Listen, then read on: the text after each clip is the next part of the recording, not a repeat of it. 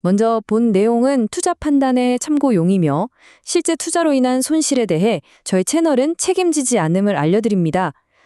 반갑습니다. 주식으로 세상의 흐름을 꿰뚫어보는 시간입니다. 오늘은 2026년 3월 시장의 근간을 지금 뒤흔들고 있는 이 거대한 충격의 본질이 대체 무엇인지, 그리고 그 혼돈 속에서 살아남기 위한 20년차 퀀트의 생존 전략을 오직 데이터로만 파헤쳐보겠습니다.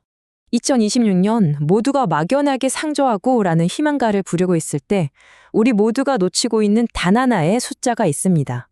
이건 단순히 주가가 오르내리는 그런 표면적인 문제가 절대 아닙니다. 시장의 체제, 그러니까 레짐 자체가 지금 붕괴하고 있다는 걸 알리는 아주 치명적인 신호죠. 제 20년 경험으로 볼 때 대부분의 투자자들은 이 숫자의 진짜 의미를 깨달았을 땐 이미 한참 늦어버립니다. 그 숫자가 바로 오늘 우리는 바로 이 5단계 분석을 토해서 혼돈 속에서 어떻게 기회를 찾을지 알아볼 겁니다. 시장 붕괴 신호부터 시작해서 그 안에 숨겨진 성장 동력, 핵심 수혜주를 데이터로 찾아내고 마지막으로 여러분의 계좌를 지킬 아주 구체적인 생존 전략까지 명확하게 제시해드리겠습니다. 자, 첫 번째 파트입니다. 시장 체제의 붕괴의 신호. 지금 시장은요, 단순한 조정을 넘어서서 게임의 규칙 자체가 바뀌고 있다는 비상경보를 마구 울려대고 있습니다.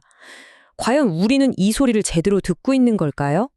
제가 앞서 질문드렸던 바로 그 숫자 30.1입니다.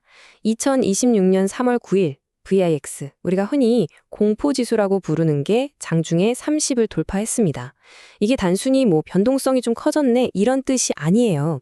시장 참여자들의 패닉이 임계점을 넘어섰고 기존의 투자 공식이 더는 먹히지 않는 새로운 국면, 즉 레짐 시프트가 시작됐다는 걸 알리는 가장 강력한 데이터입니다.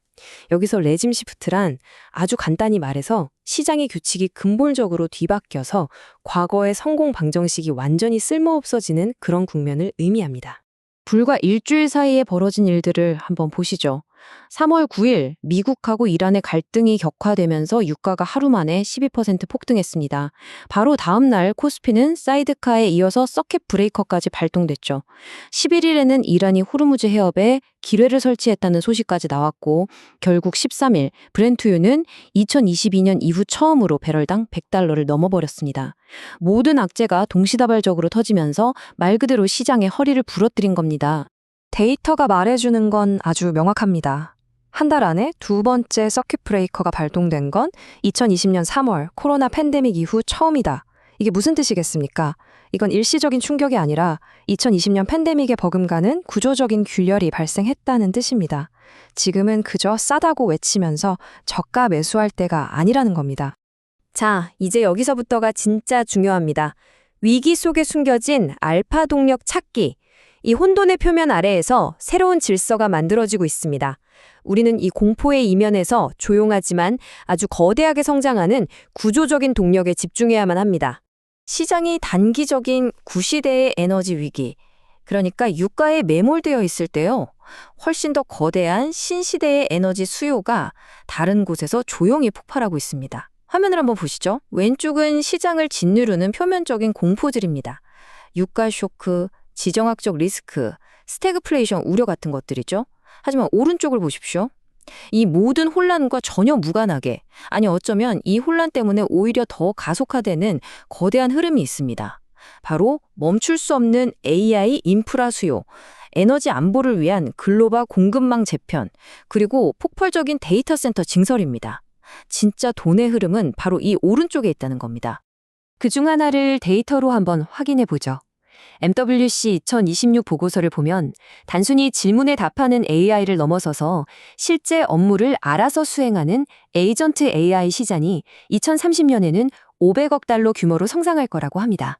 이건 중동의 지정학적 리스크와는 완전히 다른 차원에서 움직이는 그야말로 거스를 수 없는 기술적 특이점인 거죠. 그리고 이 성장은 필연적으로 막대한 인프라 투자를 필요로 합니다. 그렇다면 제 퀀트 모델은 이 거대한 흐름 속에서 어떤 기업들이 가장 강력한 회복 탄력성을 보인다고 말하고 있을까요? 지금부터 데이터가 지목하는 핵심 수혜주들을 냉정하게 한번 뜯어보겠습니다. 첫 번째 테마는 AI 인프라입니다. 저는 이걸 새로운 석유라고 부릅니다. 이 물리적 AI 그리고 에이전트 AI 시대에는요, 메모리 반도체와 데이터 센터가 과거의 석유처럼 가장 중요한 국가적 그리고 기업의 전략 자산이 된 겁니다. 이 자산을 가진 자가 미래의 패권을 쥐게 될 겁니다. 그 중심에 SK 하이닉스가 있습니다. 데이터를 한번 보시죠. 목표 주가는 170만 원으로 올라갔고 2026년 1분기 예상 영업이익은 31조 원, 전년 동기 대비 4.2배, 무려 420%나 폭증한 수치입니다. 근데 여기서 진짜 중요한 포인트는요. 선행 주가 수익 비율, 즉 포워드 PE가 고작 4.3배에 불과하다는 점입니다.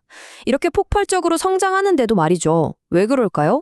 바로 지금 같은 내짐시프터 국면에서는 전통적인 가치평가 방식이 이 기업의 전략적 가치를 전혀 따라오지 못하기 때문입니다. 그리고 이 성장은 결코 단기적인 게 아닙니다. 메모리 공급 부족 국면은 최소 2027년 말까지 지속될 가능성이 높다. 이게 바로 구조적 성장이라는 명백한 증거입니다. 일시적인 수요가 아니라 산업의 패러다임 자체가 바뀌면서 공급이 수요를 도저히 따라가지 못하는 상황이 최소 2년 이상 이어진다는 뜻이죠. 삼성전자도 마찬가지입니다.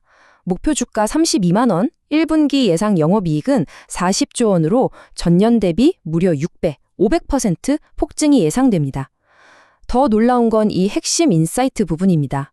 2027년까지의 반도체 물량은 사실상 완판 상태고 글로벌 빅테크들은 이제 2030년까지를 목표로 5년 단위의 장기 공급 계약을 타진하고 있다는 겁니다. 이건 단순한 부품 구매가 아니라 미래 AI 패권 경쟁을 위한 전력 자산을 확보하려는 전쟁인 셈입니다. 두 번째 테마는 에너지 안보 재편입니다. 이번 호르무즈 해협 사태는 전 세계 모든 국가에게 에너지 독립이 더 이상 선택이 아닌 생존의 문제라는 걸 아주 뼈저리게 각인시켰습니다. 이건 과거와는 차원이 다른 훨씬 더 폐쇄적이고 강력한 원자력 발전소 건설 사이클을 촉발시키고 있습니다. 제 모델은 이 흐름의 최대 수혜자로 현대건설을 지목합니다. 목표 주가는 21만 8천 원으로 상향 조정합니다. 왜일까요? 과거 NNG 사이클보다 훨씬 더 강력하고 경쟁자의 진입이 극도로 어려운 그런 폐쇄적인 시장이 열리고 있기 때문입니다. 특히 UAE 바라카 원전 프로젝트를 성공시킨 경험, 이건 단순한 이력이 아닙니다. 제로 에러가 요구되는 극도의 고난도 환경에서 실행 능력을 입증한 정량적인 트랙 레코드인 거죠.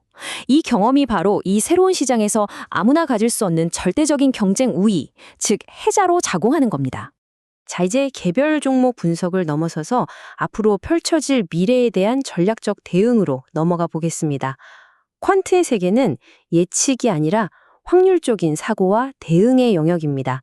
앞으로 3개월 동안의 시장 시나리오입니다. 첫째, 40% 확률의 긴장 완화 시나리오. 갈등이 빨리 끝나고 유가가 $90 이하로 안정되면서 시장 전반에 안도 랠리가 나타나는 겁니다. 하지만 이 경우에도 구조적 성장주는 여전히 강세를 유지할 겁니다. 둘째, 50% 확률의 교착 상태 장기화. 호르무즈 해협의 긴장이 계속되고 유가가 90에서 $110 선에 머무는 거죠. 이 경우 스태그플레이션 공포가 시장을 지배하면서 우리가 앞서 분석한 그 구조적 성장주로의 쏠림이 극대화될 겁니다. 마지막으로 10% 확률의 전면 확전. 유가가 $130를 넘어서며 글로벌 경기 침체 리스크가 커지고 자금은 달러 같은 극단적인 안전자산으로 도망갈 겁니다. 제 모델상 우리는 가장 확률이 높은 이 두 번째 시나리오에 무게를 두고 포트폴리오를 짜야 합니다. 자, 마지막 파트입니다. 2026년 포트폴리오 생존 전략. 지금까지의 모든 분석을 여러분의 계좌를 지킬 아주 구체적인 행동 지침으로 정리해드리겠습니다. 그 전에 전문가들을 쓰는 리스크 관리 개념 하나만 공유하죠. 바로 VAR, Value at Risk라는 겁니다. 어렵게 생각하실 것 없습니다. 딱 한 문장으로 요약하면 특정 기간 동안 내가 감당해야 할 최대 손실 금액이 얼마인가, 이걸 통계적으로 계산하는 겁니다. 자신의 VAR을 아는 것만으로도 감정적인 패닉셀링을 막는 아주 강력한 심리적 방어벽이 되거든요. 그럼 이 VAR라는 개념을 우리가 당장 실행할 수 있는 생존 설계도에 어떻게 녹여낼 수 있을까요? 바로 이것이 여러분의 생존 설계도입니다. 첫째, AI 인프라와 에너지 안보 관련주, 즉 구조적 성장주의 비중을 과감하게 늘리십시오. 둘째, 평소보다 높은 현금 비중을 유지해서 변동성을 방어하고 또 기회를 잡을 총알을 확보해야 합니다. 셋째, 모든 종목의 자신만의 최대 손실 허용선, 즉 기계적인 손절 라인을 반드시 설정해 두셔야 합니다. 넷째, VIX 지수와 신용 스프레드 같은 핵심 지표를 매일 확인하면서 시장 체제의 변화를 감지해야 합니다. 마지막으로 가장 중요한데요. 감정적인 헤드라인이 아니라 우리가 분석한 시나리오 변화에 따라서 기계적으로 리밸런싱 하십시오. 패닉하지 않는 것이 핵심입니다. 제 20년의 경험이 내린 결론은 딱 하나입니다. 시장은 예측의 영역이 아니라 대응과 생존의 무대라는 겁니다. 누가 미래를 정확히 맞추느냐가 아니라 어떤 상황에서도 살아남아서 다음 기회를 잡는 사람이 진짜 승자입니다. 오늘 이 분석이 도움이 되셨다면 구독과 알림 설정으로 여러분의 생존 전략을 완성하시기 바랍니다. 시장의 소음 속에서 데이터에 기반한 명확한 시그널을 계속해서 전달해드리는 든든한 파트너가 되어드리겠습니다. 다음 분석에서 뵙겠습니다.